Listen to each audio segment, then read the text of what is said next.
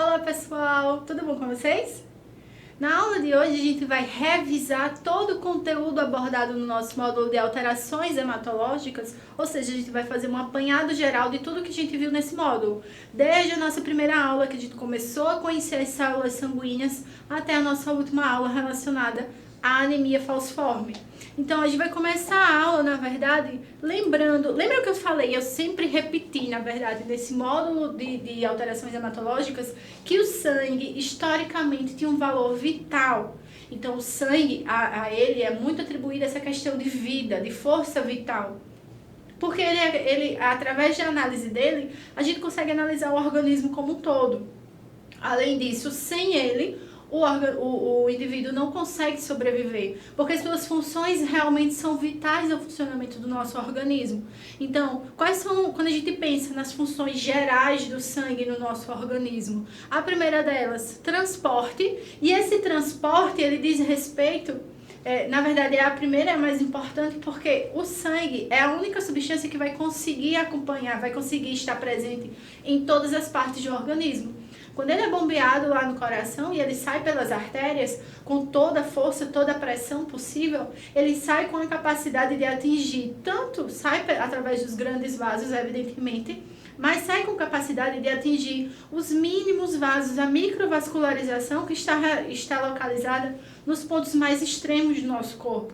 Então, por isso que ele tem a capacidade de transportar vários nutrientes e gases, principalmente, evidentemente, o gás carbônico para poder o gás oxigênio para poder oxigenar todo o nosso organismo, além de retirar todo o gás carbônico oriundo do metabolismo celular. Então, por isso que a gente fala que ele transporta os nutrientes e também os gases. Os produtos de um metabolismo, ou seja, aquele lixo de metabolismo, o que a célula não vai utilizar, o que as células do nosso organismo descartaram e precisa ser retirado para evitar intoxicações, por exemplo.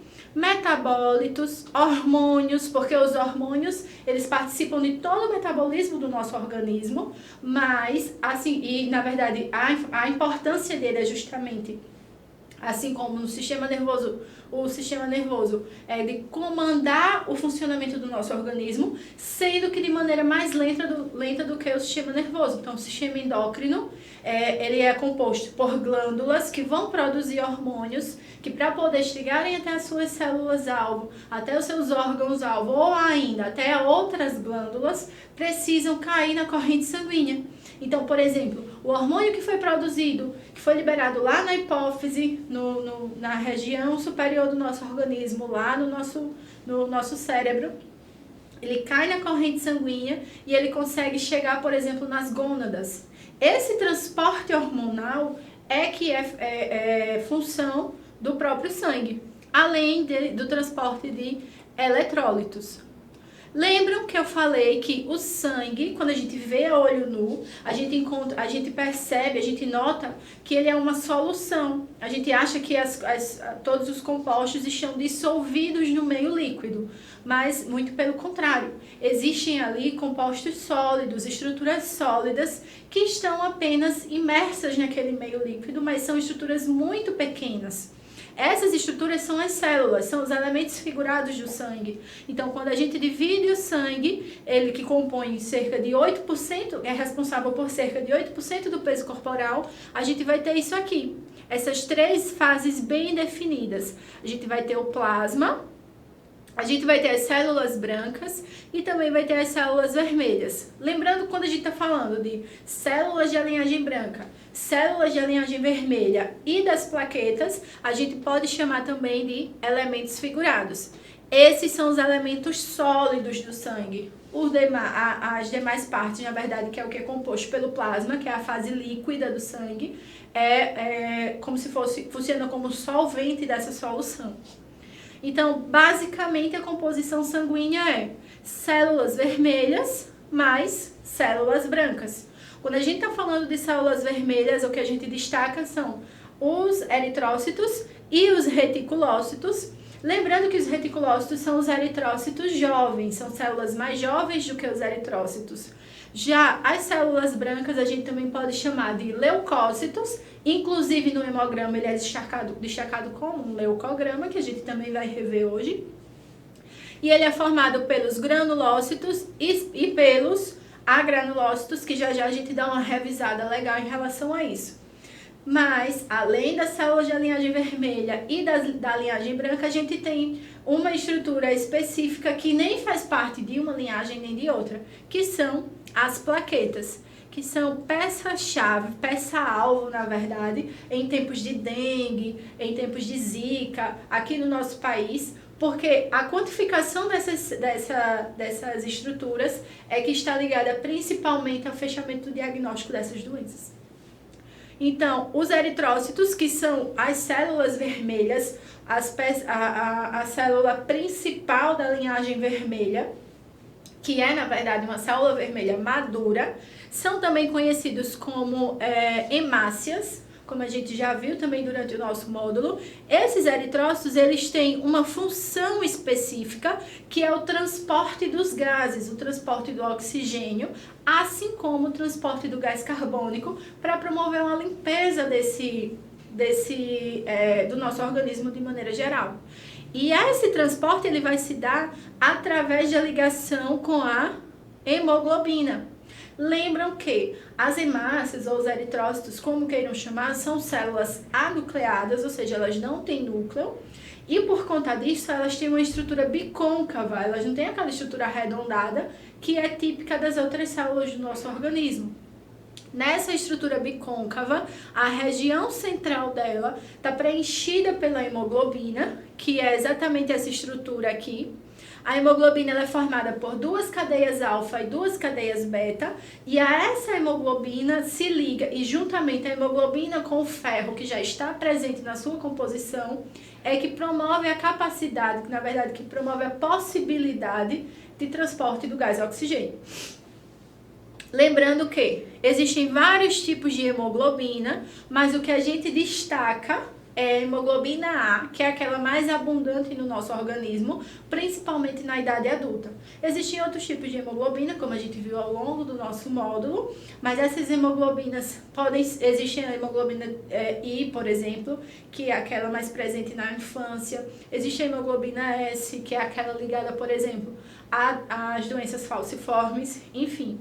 Mas a hemoglobina A é aquela que é considerada hemoglobina normal, que atua transportando esses gases. E quando a gente está falando de transporte de oxigênio, a gente está falando de uma oxihemoglobina.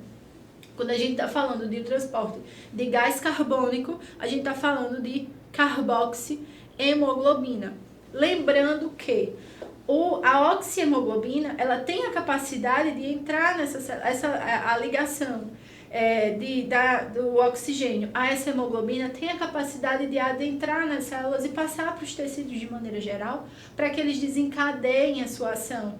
É por isso que a ligação, por exemplo, quando tem contato, quando as pessoas têm contato ou chegam a via óbito por conta da inalação de alguns outros gases, é porque esse gás oxigênio ele não consegue entrar na hemácia para poder ser transportado, para alimentar o resto dos tecidos do organismo. E aí levam as pessoas a morrerem provavelmente por uma falência múltipla de órgãos, graças à falta de oxigênio.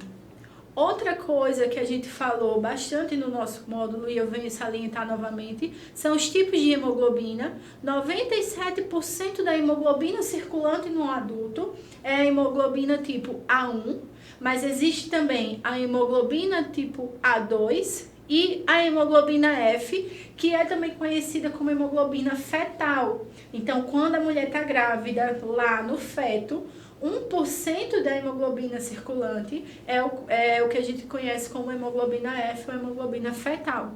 Lembrando que, independente do tipo de hemoglobina, nesses casos aí, elas conseguem desencadear a sua função principal, que é do transporte dos gases.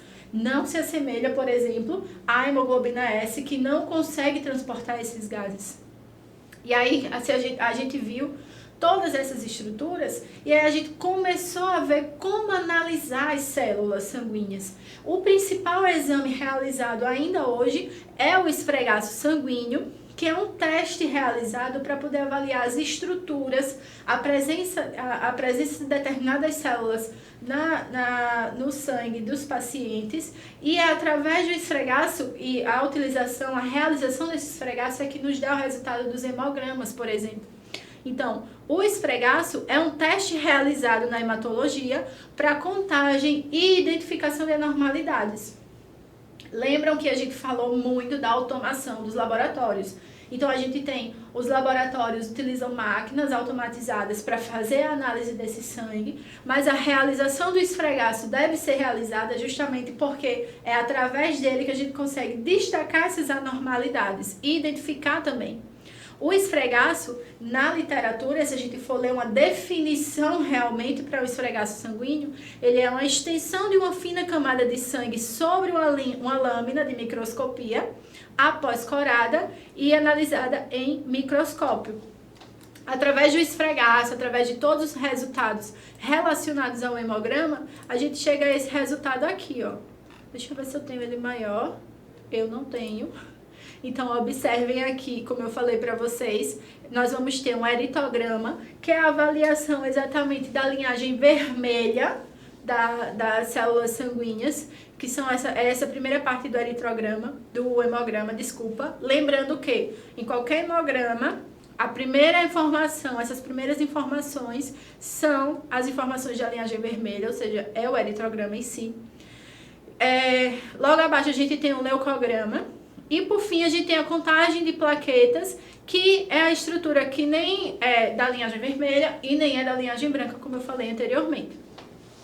Quando a gente realiza o esfregaço, essa realização, quando é feita de maneira correta, e a leitura, quando é feita de maneira correta também, ela nos possibilita investigar os problemas hematológicos, porque a análise do sangue, como eu falei no começo da aula, nos dá respostas às mais diversas alterações do nosso organismo.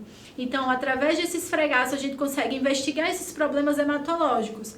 Além disso, a gente consegue identificar os distúrbios encontrados no sangue, além de encontrar também possíveis parasitas, como é no caso do Plasmodium falciparum. Aqui vocês conseguem observar. Evidentemente que não são todos os parasitas que a gente vai encontrar no esfregaço, mas o exemplo clássico realmente é o Plasmodium falciparum. E aí, lembram que a gente viu como deve ser feito esse esfregaço? O esfregaço ele deve ser feito, primeiramente, é realizada a limpeza através da utilização de álcool 70 dessa lâmina que vai ser utilizada, e ela deve ser limpa e deve ser secada também, para evitar a diluição dessa amostra. Nesse caso da gota espessa, é realizada só a perfuração do dedo do paciente, por exemplo, e aí essa gota que vai ser extraída é colocada na lâmina. Lembre-se que sempre deve ser utilizado 2 lâminas, como vocês estão vendo aqui. A gente tem a lâmina que vai ser utilizada para onde o material vai ser acondicionado, e uma segunda lâmina que é conhecida como lâmina extensora, e aí é realizado esse movimento aqui. A lâmina extensora vai deslizar com um ângulo de 40 graus pelo local onde está presente a amostra. Lembrando sempre que vai ser utilizado esse movimento, primeiramente o movimento para trás e depois o movimento para frente. Então lembra que eu mostrei para vocês inclusive um vídeo. Puxa a lâmina e depois estende, por isso que a gente fala que vai esfregar todinho, vai realizar esse esfregaço por toda a lâmina, sempre obedecendo a angulação, para evitar principalmente a lise celular, e tendo sempre muito cuidado com a força que é empregada para a realização dessa técnica. E aqui vocês conseguem ver, quando puxou a lâmina em direção ao próprio corpo, e aí realiza a finalização do esfregaço, o que a gente tem é o estiramento daquela gota espessa por toda a lâmina, e essa lâmina agora está pronta. Ela vai ser corada e vai ser encaminhada para a leitura no laboratório, e através da realização desse procedimento a gente consegue reconhecer, consegue identificar várias alterações celulares nessas células sanguíneas. Lembrando que o esfregaço ele é dividido, tem as bordas Essas bordas, normalmente, elas não podem ter o sangue, porque o esfregaço ele é feito exatamente na região central da lâmina. Temos a cabeça do esfregaço. Nessa cabeça, a concentração celular, principalmente de hemácias, é muito grande, o que dificulta a leitura, por exemplo. Então, a leitura nunca é feita nessa região inicial do esfregaço. Temos o corpo da amostra. No corpo da amostra é a região central que é a mais importante. Nela a gente vai conseguir identificar as hemácias e todas as possíveis alterações estruturais dela, além das células da linhagem branca também. E por fim nós temos a cauda, onde nós vamos ver as células mais dispersas, mais distantes umas das outras. E aqui vocês conseguem ver esfregaços que não têm uma qualidade boa. O esfregaço ideal ele deve ser contínuo, porque esses intervalos que podem aparecer nesse esfregaço podem nos dar números errados em relação à contagem celular. E, além disso, a leitura deve ser feita em zigue-zague. Lembram que eu mostrei também para vocês lá no vídeo, quando a gente viu essa aula, como deve ser feita essa leitura para garantir a contagem correta dessas células. E aqui vocês conseguem ver novamente as áreas onde essa amostra vai ser mais espessa, a área mais ideal para observação do esfregaço e a área que é muito fina, ou seja, é muito ruim para observação do esfregaço. Lembrando de sempre identificar a lâmina. Algumas lâminas já têm essa região específica para essa identificação e assim facilitar na divulgação do resultado. Qualquer alteração que vai ser vista nesse esfregaço e inclusive através de automação também, ela vai indicar a presença de algumas doenças. Existem aquelas doenças que estão ligadas principalmente a dificuldades de coagulação sanguínea. Essas doenças, uma delas que a gente viu foram as púrpuras. As púrpuras formam essas placas arroxeadas ou avermelhadas na pele e nas mucosas. Lembram que a gente viu?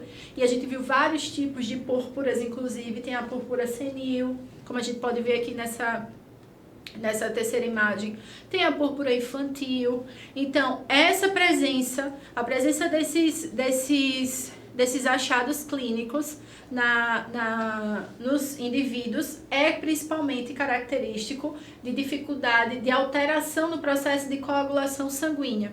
Então, nós temos os sinais e sintomas das púrpuras nas crianças.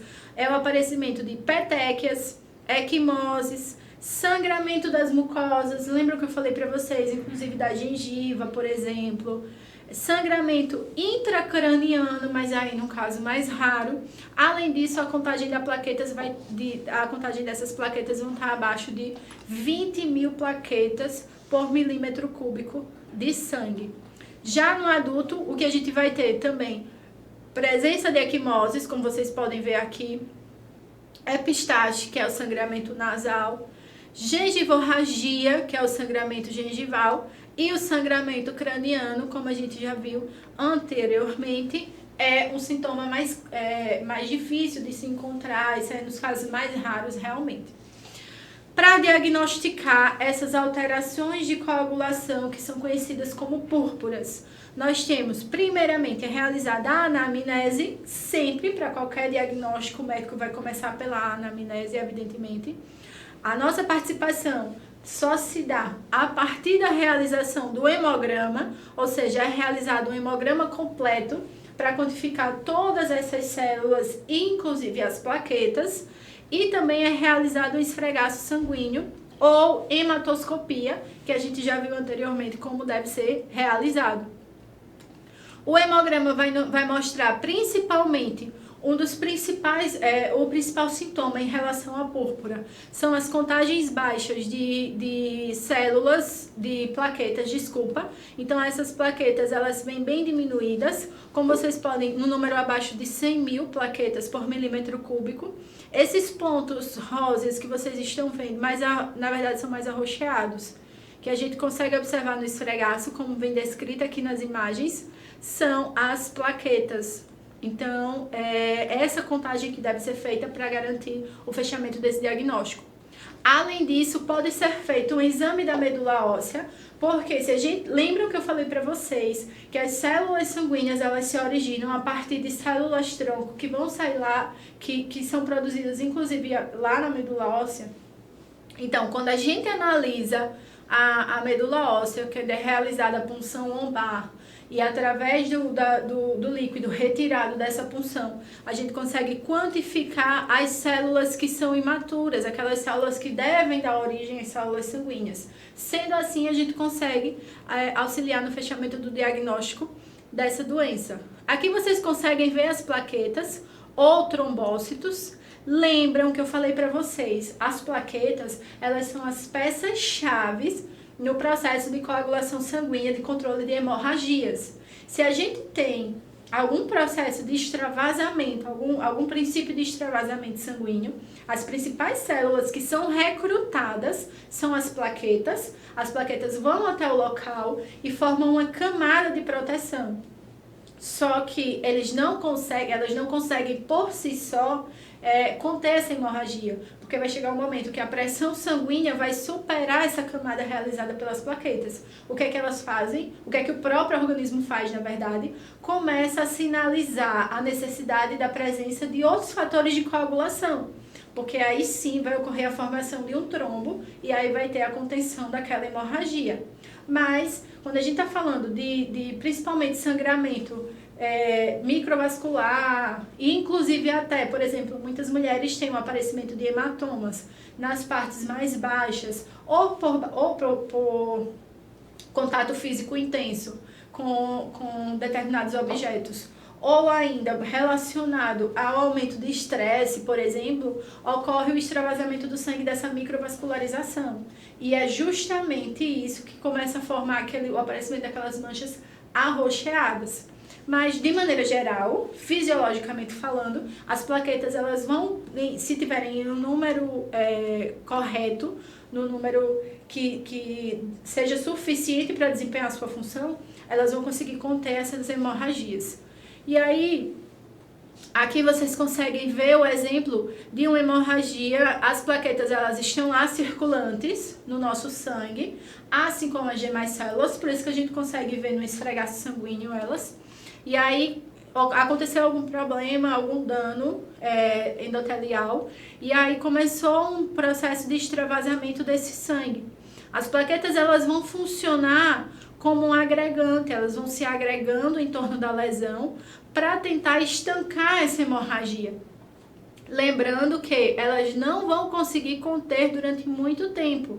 É necessário a utilização ou a sinalização para os demais fatores de coagulação para se juntar a esse trombo plaquetário e conter essa hemorragia. Outra aula que a gente teve, muito importante também, então a gente viu a importância das plaquetas e aí a gente partiu para a importância dos glóbulos brancos. Os glóbulos brancos, como a gente viu, são as células de defesa do nosso organismo. Eles são conhecidos como leucócitos e eles podem ser os granulócitos ou agranulócitos. Os granulócitos, como a gente pode ver, são aqueles que têm grânulos, como o próprio nome sugere. E aqui vocês conseguem ver pequenos grânulos, tanto nos neutrófilos, quanto nos eosinófilos, quanto nos basófilos. Já os agranulócitos são aquelas células que não contêm grânulos, o seu citoplasma é livre. Então, são basicamente o linfócito e o monócito. Lembram que o eosinófilo e o basófilo, eles estão bem envolvidos principalmente nas reações alérgicas, por exemplo, porque eles têm grânulos de histamina. Já os neutrófilos, eles estão envolvidos no processo de fagocitose da célula, eles são conhecidos como principal linha de defesa, porque é a célula que primeiro chega ao local da invasão para combater, para realizar essa fagocitose. Temos também os linfócitos, que são agranulócitos, ou seja, são células que não possuem grânulos, e são os linfócitos que produzem os anticorpos, ou seja, é função deles garantir aquela imunidade tardia, aquela janela, aquela memória imunológica, através da produção dos anticorpos.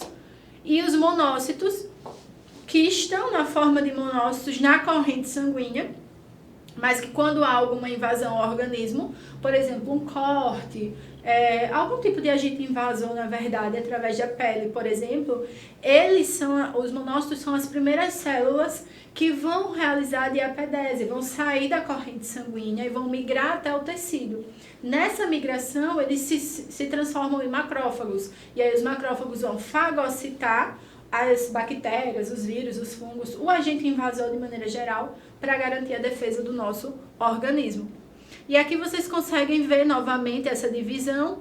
Como granulócito, a gente tem os neutrófilos, que vão fagocitar as bactérias e os corpos estranhos, os eosinófilos, que participam das reações alérgicas produzindo histamina, os basófilos, que acredita-se também participar dos processos alérgicos, mas eles possuem grânulos tanto de histamina quanto de heparina. Os linfócitos, que têm do tipo T e B e participam do processo de defesa imunitária, produzindo e regulando a produção de anticorpos. E os monócitos, que vão originar os macrófagos, que vão lá fagocitar as células invasoras. Além disso, nós temos as plaquetas, como eu falei anteriormente, que vão participar do processo de coagulação sanguínea. Qual a variação que a gente vai ter no leucograma? Todo leucograma vai dar sempre igual? Não.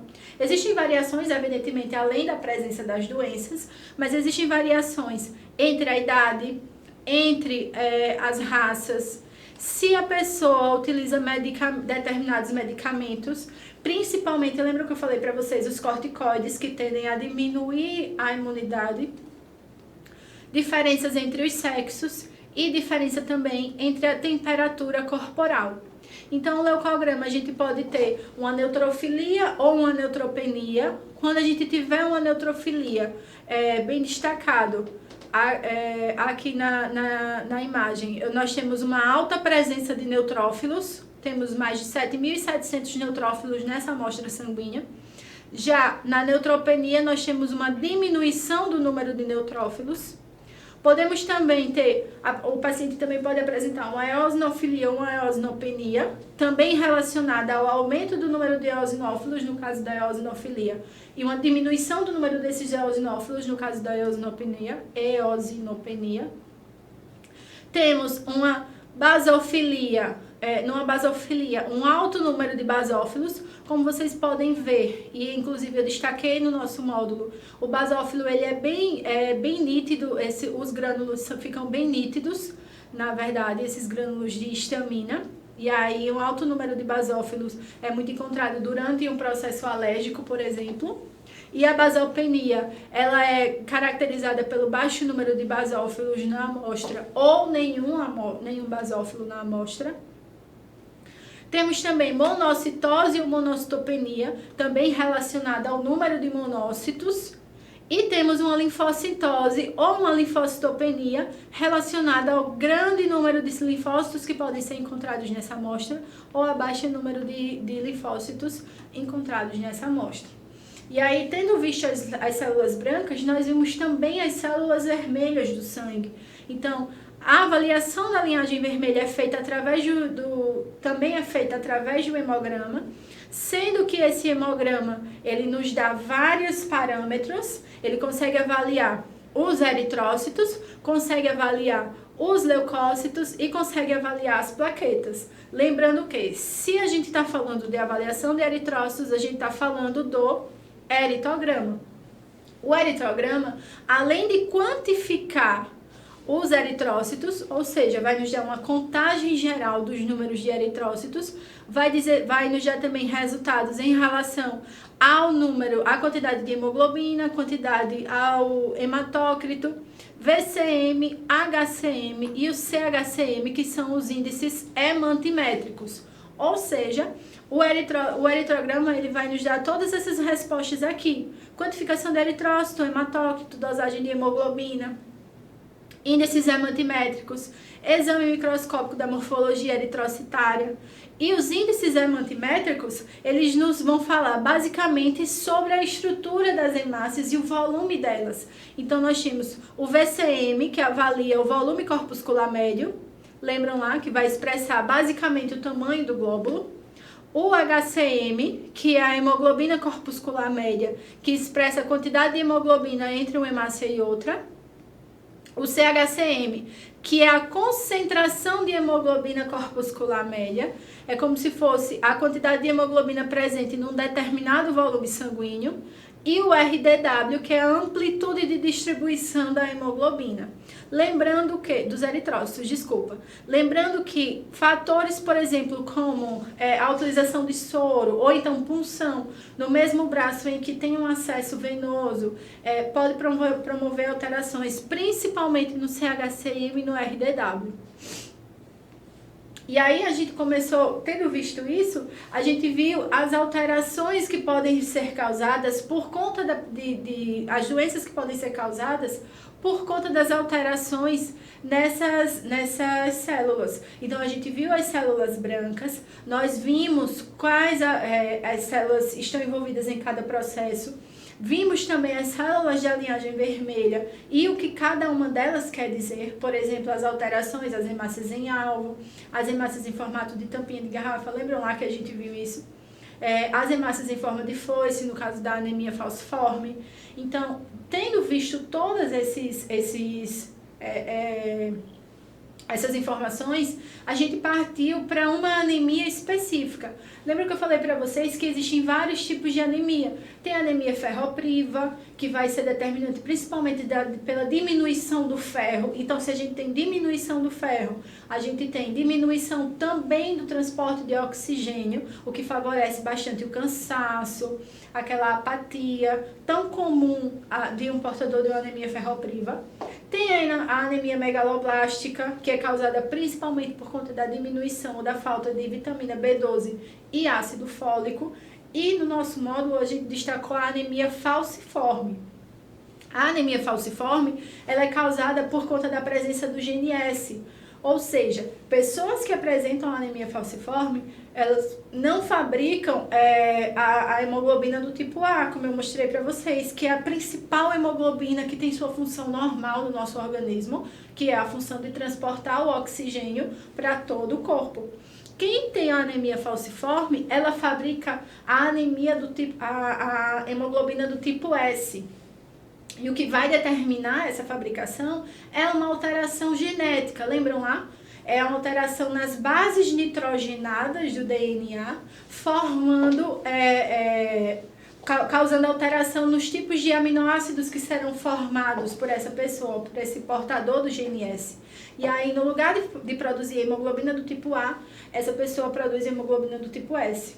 Lembrando que a presença do GNS não é indicativo da doença de anemia falciforme, mas é indicativo do traço para as doenças falciformes. Então, aqui a gente viu, relembrou, na verdade, que as hemácias são as células vermelhas bicôncavas, anucleadas, que possuem em seu interior principalmente hemoglobina do tipo A, que juntamente com o ferro é responsável pelo transporte de oxigênio.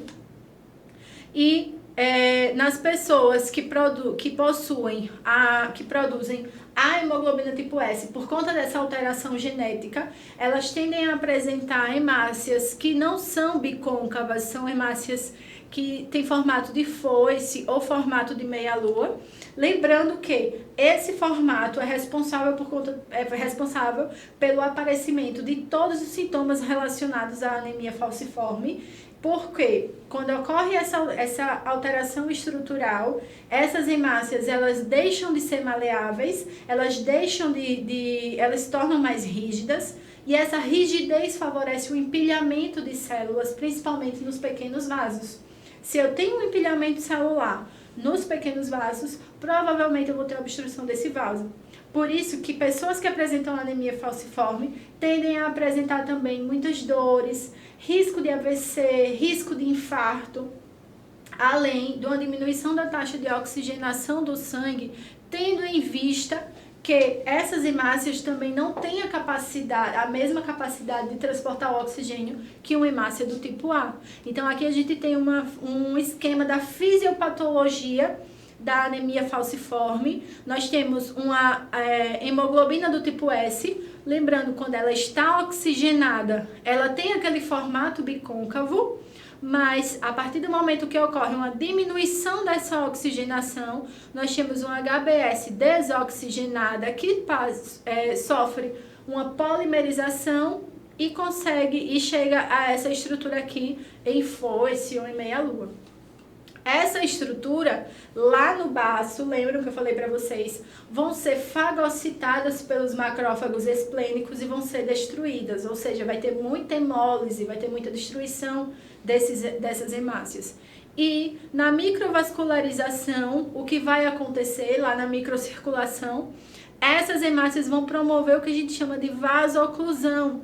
Essa vasoclusão, ou oclusão desse vaso, promove, na verdade, o impedimento da circulação naquele local. Se eu tenho um impedimento da circulação em determinado local, eu vou promover a morte celular e a morte do tecido envolto naquela região. Se isso acontece no coração, nós temos um infarto. E se acontece no cérebro, por exemplo, tem um acidente vascular cerebral, principalmente por quê? Por conta dessa vascularização, desse entupimento, digamos assim, do vaso causado pelos drepanócitos, que é esse tipo de hemácia. Esse vaso tende a romper suas paredes por conta do acúmulo de sangue naquele local. E aí origina o que a gente conhece como AVC. Todos esses resultados aqui, essas disfunções, elas são causadas principalmente por conta da alteração estrutural da hemoglobina. Então, como vocês podem ver aqui, esse vaso ele fica obstruído e esse bloqueio do fluxo de sangue é que acaba desencadeando todos os sintomas que a gente viu lá na nossa aula. Outra coisa muito importante, não é porque a pessoa tem o traço do GNS que ela vai ter anemia falciforme, mas lembrem-se sempre, se um pai que tem uma informação genética AS, ou seja, tem o traço S, e uma mãe que também tem um traço, tem uma informação genética S, eles procriam, essas crianças, elas têm a possibilidade 25% de nascer sem a doença, 25% de nascer com a doença da anemia falciforme e 50% tem o risco de nascer somente com o traço, o que pode vir a gerar uma criança com a doença também, se a outra pessoa também tiver o traço falciforme.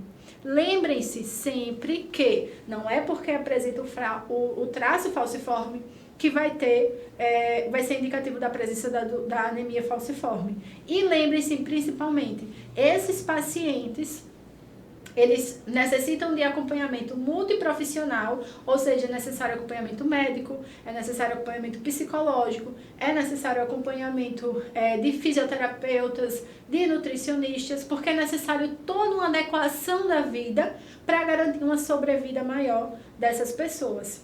Então, com isso a gente encerra o nosso módulo de alterações hematológicas e eu espero que vocês tenham conseguido fixar essas informações, embora sejam muitas informações, e principalmente em relação às alterações das hemácias, por exemplo, as alterações das células da linhagem branca. Lembra que durante o nosso módulo eu falei bastante, desenhem, façam mapas conceituais para fixar essas informações, porque todas elas são muito importantes quando vocês estiverem lá no laboratório analisando essas lâminas, realizando esses esfregaços. Eu espero que vocês tenham gostado da aula de hoje, da nossa aula de revisão, e espero que vocês tenham gostado do nosso módulo e que ele seja bastante útil na vida profissional de vocês.